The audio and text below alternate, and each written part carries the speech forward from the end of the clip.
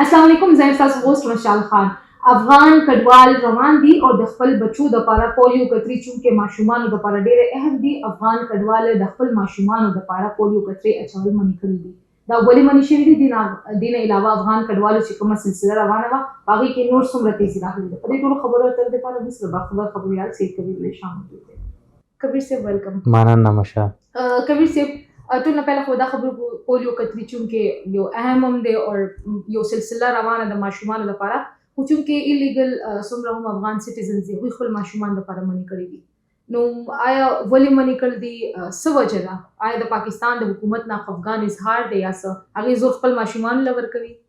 دا په ضد کې راغلي دي او هغې وایي چې موږ افغانستان ته ځو نو زموږ ماشومان بس هم د نهرین نه مري، نو بس راشه دا پولیو ور دلته بند کړه، کیدای شي بس د دې نه خلاص شي او موږ د ډېرو مشکلاتو نه مطلب ختم شو. دا د ډېر د غصې اظهار دی پولیو نه اچول. تاسو وګورئ چې پولیو صرف په پاکستان کې او په افغانستان کې اچولی کېږي، نور بل ملک کې پولیو نشته دی.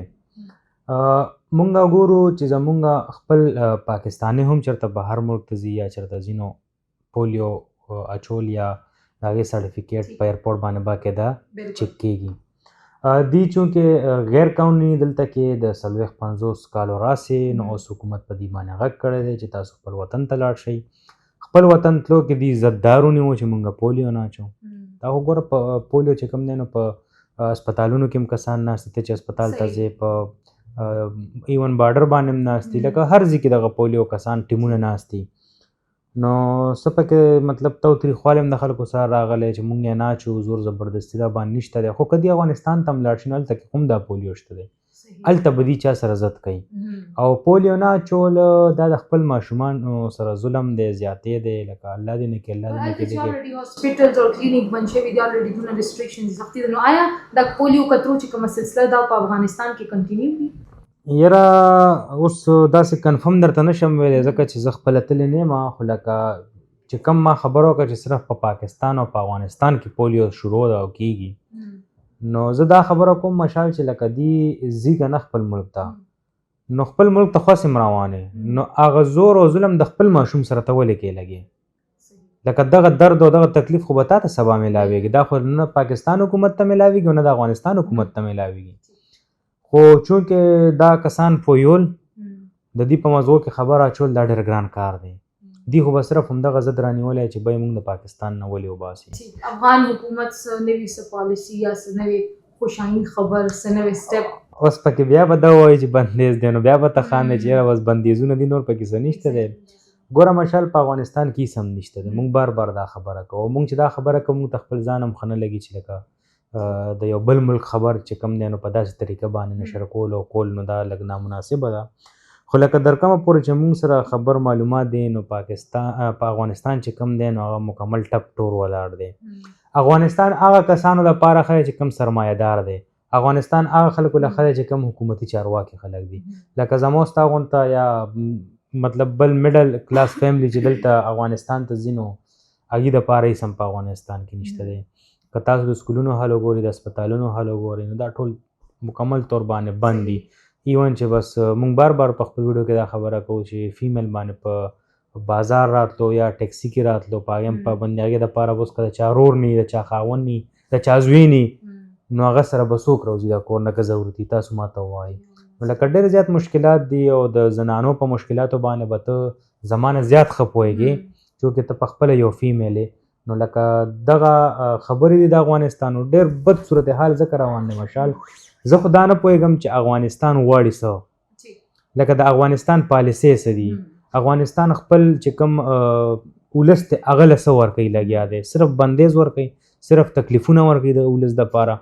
ګوره بارډر بند دی، ټیک د بارډر بند دی نو یوازې دا حل نه دی چې بارډر بند دی نو ستا په ملک کې څه شته دی، نه، بارډر بند دی. پاکستان کې هم هر څه روان دي که نه، پاکستان کې کارخانې هم روانې دي، پاکستان کې روزګار هم روان دی، بازارونه هم کلو دي، هر یو چیز دی. نو دغه سهولت د افغانستان هم خپل ولس دپاره ورکړي. بټ نه لګي چې دې بندش نه لغونې ګراني هم راغلې ده، روژه هم را روانه ده. مشال ګراني خو چې زه به دا وایم چې زه پیدا شوی یم نو ما چېرته دا نه دی اورېدلی چې یو شیز ارزان شوی دی. که یو شیز تا ته 20 روپۍ ګران کی نو تاته 15 روپۍ ارزان کی او بیا به 15 په ځای تاته 40 روپۍ ګران کی نو هغه څه فایده نه لري. او بل تاسو ډیره اهمه پوښتنه دا وکړه چې شیز ګران شوی دی. زه ګران هغه ټایم کې شیز ته وایم که نه په دې باندې زما اکثر له خپلو ملګرو سره شری چې لکه هغې وایي چې یاره دا ټماټر خو چې کوم دی بلا ګران شو. هېڅ ګران نه دي. زه یې کور ته وړم ته یې کور ته وړې بل یې وړي غریب یې وړي هر سړی یې کور ته وړي مالدار یې وړي. ګران زه هغې ته وایم چې په مارکیټ کې څښا شي او څوک یې وانه لي زه هغې ته ګران وایم شي. ضرورت خو دی خو چې زما لکه اوس زما وس نشته د ټماټر د اخیستو او زه اخلم خو چې اخلم خو وس مې شته که نه اخلم یې. که وس نه وي بچو دپاره خو خلک پیدا کوي چینی بیا به څه کوې. خو زه وایم چې دا ټماټر څښا پرېږدي تاسو یو ځل پرېږدئ یو ځل د ټماټرو په ځای ماسته واچوئ د ټماټرو په ځای بل شیز واچوئ پرېږدئ چې دغه شیز څښا شي چې زموږ حکومت ته هم پته ولګي چې واقعي سره دا شیز چې کوم دی خرابېږي موږ ته نقصان دی. لکه دغه شینو باندې الډي په افغانستان کې هم بندیز دی او ستاسو خبر چې دلته شینه ګران دي روژه را روانه ده نو مونږ خو وایو چې روژه راشي نو د الله رحمت او دا شینه پکې راشي خو دا اوس د ولس در لاسونو پورې ده چې خپل ولس له څومره ریلیف ورکولی شي او څومره چې کوم دی نو په دې روژه کې دي ګټه درلاسه کولی شي.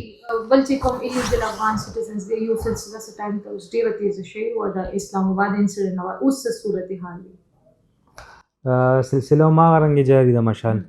خو زه پرون تللی وم شوبه بازار ته هلته زموږ څه ملګري دي نو هغې یو ګیله کوله هغې ویل مونږ خو ستاسو ویډیو ګورو تاسو وایي په اخبار کې هم دا خبر راغلی دی چې په کرۍ به کورونه نه ورکړلی کېږي او ځان سره به په دوکانۍ کې نه ساتلی کېږي.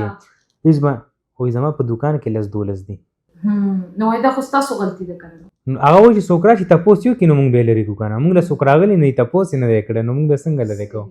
نو لکه ټوله شوبه بازار چې څومره ورکشاپونه دي ټولو کې چې کوم دی د پاکستانیانو نه زیات افغان زموږ وروڼه چې کوم دی هغه کار کوي لګیا دی. بل که مونږ بوډ بازار وګورو تاسو په خپله هم ورته ځئ لګیا یې بوډ بازار کې ته وګوره که نه تا ته په سلو کې پاکستانی به تا ته څومره میلو شي اچھا خبره 20-15 به تا ته پاکستانی میلایږي نور چې کوم دی نو 75-80 و چې کوم دی نو هغه به افغاني. نو لکه سلسله جاري ده. بیا ما هغه ته یو خبره وکړه چې داسې هم نه کېږي چې لکه زه د چاپه ووهم او زه ټول لمټ ونیسم او روان دی کړم. ټیمونه جوړ شوي وو چې ریګولر په هغې چې دی ځي ګوري به بیا به هغه خلک وباسي. نو ټیمونه خو په خوله باندې جوړ شوي وو که نه د افغانستان او د پاکستان دا مسله ولې نه ختمېږي چې دی کې پراپر لیکل نه کېږي. نو دغسې زمونږ دا ټیمونه هم دغه رنګې جوړ شوي او پته یې نه لګي چې په کومه باندې ځي. بس مونږ صرف دا وګورو چې هفته کې یو ځل چاپه ووالی شو نو پچه ووالی شو چاپه ووالی شو پچه ووالی شو څوک یې بوتله.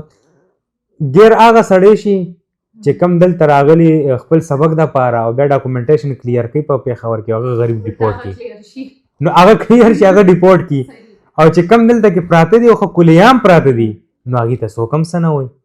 نو لکه ګوره مونږ دا نه وایو افغانیان به زمونږ وروڼه دي لکه دا پروګرام به ګوري مونږ دا نه وایو چې زور زبردستي دي وشي د هغه د بېعزتي وشي په بېعزتۍ دې ویستلی شي. خو لکه مونږ د خپل پاکستان پالیسۍ ته حیران یو لکه هر سړی په مونږ باندې سوال کوي بهر په دې کمنټسو کې مونږ باندې کېږي چې تاسو خبرې کوئ نو کم دی کم ځینې ویسته کسان راشو هماغه پراپټۍ ولی چې کورونه یې ورله په کرۍ باندې ورکړي دي هماغه دوکانداران دي چې شاګردان ورسره کار کوي نو مونږ ورته بیا غلي ناست یو ورته ګورو چې بس ټیک ده یار ته ټیک وې نو مونږ سره هم بیا جواب دی. نو لکه دغه صورتحال دی مشال چې لکه تا ټیمونه جوړ په سیکیورټي فورس تا هر څوک نو پکار دا ده چې ته په دې باندې کار وکړې عمل درآمد وکړې او خلکو ته وښیې بای چې دغه ته یو 10 کسان په یو ځای ډیپورټ کا نو خلکو سره به احساس پیدا شي چې نه واقعي سره پاکستان یو سټپ واغشتو او چې ته نن ځې څنګه چې نوخار کې عکس خبره کړه بار دا لږه مزایه خبره زه کوم بار اټک نه علاوه بل کس چې خپل کیسه کړې وه چې نن زما کور ته ورواله پولیس والا رالو او راته وایي چې تا سره بس ګنټه ټایم دی نو په یو هفته کې بیا هغه پولیس والا دوباره نو ښکاره شوی نو چې ته دا عمل درآمد کې نو ماته نه لګي چې دغه زموږ افغانیان وروڼه چې کوم دی نو خپل ملک ته لاړ شي بس هغې ته هم ډاډ میلو شي چې مړه بس تاریخ په تاریخ ورویو بس کیسه ختمه شي نو دا صورتحال و. تھینک یو سو مچ کبیر د ټایم راکولو خپل فیډبیک کمنټ سیکشن کې ضرور شیر کړئ. د نیکسټ پروګرام پورې جلد غواړم د الله پامان.